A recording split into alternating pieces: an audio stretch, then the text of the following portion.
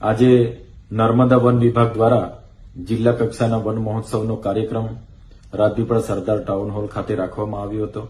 આ કાર્યક્રમને લઈને નર્મદા વન વિભાગના કોઈપણ અધિકારી દ્વારા મને આમંત્રણ પત્રિકા કે ટેલિફોનિક જાણ સુદ્ધા કરવામાં નથી આવી અને એક સરકારી પ્રતિનિધિ હોવાના નાતે પ્રોટોકોલ પ્રમાણે એમણે મને જાણ કરવી જોઈએ તે નથી કરી। એનો આવનાર દિવસોમાં અમે ખુલાસો માંગીશું। બીજું, મનસુખભાઈ વસાવાએ નામજોગ આક્ષેપો કર્યા છે કે ચૈતર વસાવા ધારાસભ્ય હોય અને જંગલો કપાવી રહ્યા છે, ત્યારે મનસુખભાઈ વસાવા ડેડિયાપાડા અને સાગબારામાં આવીને જોઈ નર્મદા જિલ્લામાં જો સૌથી વધારે જંગલો હોય તો એ અમારા ડેડિયાપાડા અને સાગબારા વિસ્તારમાં છે। આજે પણ અમારા આદિવાસી સમાજ જંગલ સાથેનો નાતો છે। આજે પણ ડેડિયાપાડાના 46 ગામો અને સાગબારાના પણ ગામો આજે જંગલના ગામો તરીકે ઓળખાય છે અને જંગલમાં વસવાટ કરે છે।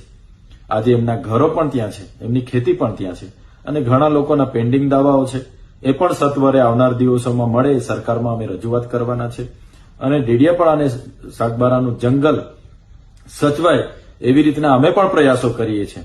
મનસુખભાઈ વસાવા, મેં જ્યાં મારું ઘર છે એ ઘર જંગલની જમીન પર અમે બનાવી છે એવા પણ આક્ષેપો કર્યા છે, ત્યારે મનસુખભાઈ વસાવાને હું વિનંતી કરું છું એ જાતે જ આવે અને એની